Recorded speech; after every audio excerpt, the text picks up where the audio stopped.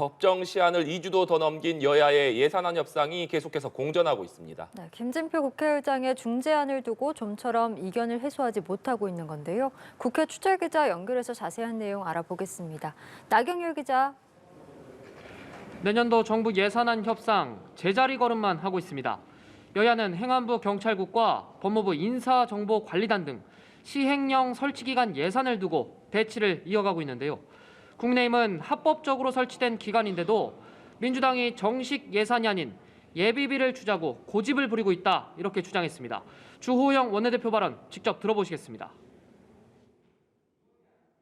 정부 조직 안에서 투명하고 공정하게 하기 위해서 만든 제도인데 이것을 부정하고 발목 잡아서는 안 될 것입니다. 반면 민주당은 위법적 시행령 통치의 일환이라는 입장인데요. 이런 양당 이견을 대화를 통해 좁혀가야 하지만 윤석열 대통령이 지나치게 개입해 협상 진척이 되지 않고 있다는 게 민주당의 판단입니다. 역사상 어떤 여당이 예산안을 볼모로 국회 운영을 지연시키고 국민을 이처럼 불안하게 한 적이 있었습니까? 한편 이태원 참사 국정조사특위는 오늘 야 3당 위원들만으로 첫 번째 전체 회의를 진행했었죠. 이태원 현장과 서울시 등에 대한 현장 조사를 내일 시작하기로 했습니다. 예산안 처리가 먼저라며 국정조사 불참 입장을 밝혔던 국민의힘은 이태원 참사 유가족들을 별도로 만났는데요. 유가족들은 떨리는 목소리로 철저한 진상조사와 책임자 처벌을 요구했고 특히 국정조사에 복귀할 것을 촉구했습니다. 정치권 시계가 멈춘 사이 희생자와 유족들을 향한 2차 가해성 막말이 넘쳐나고 있다며 대책 마련을 요구했습니다. 국민의힘은 국정조사 복귀를 논의할 걸로 보입니다.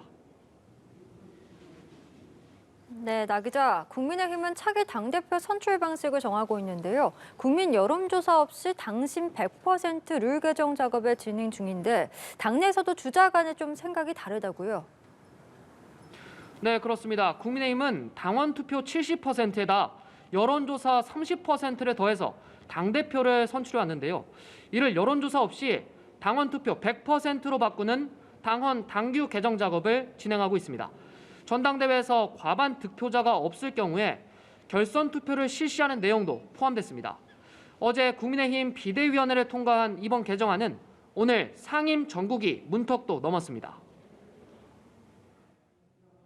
책임 당원이 80만 명에 육박하고 그리고 계속해서 책임 당원이 늘어나는 명실상부한 국민 정당의 모습을 갖추게 됐습니다.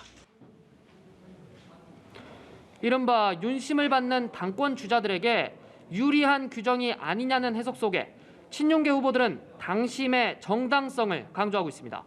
반면 비윤계 후보들 반발은 계속되고 있는데요.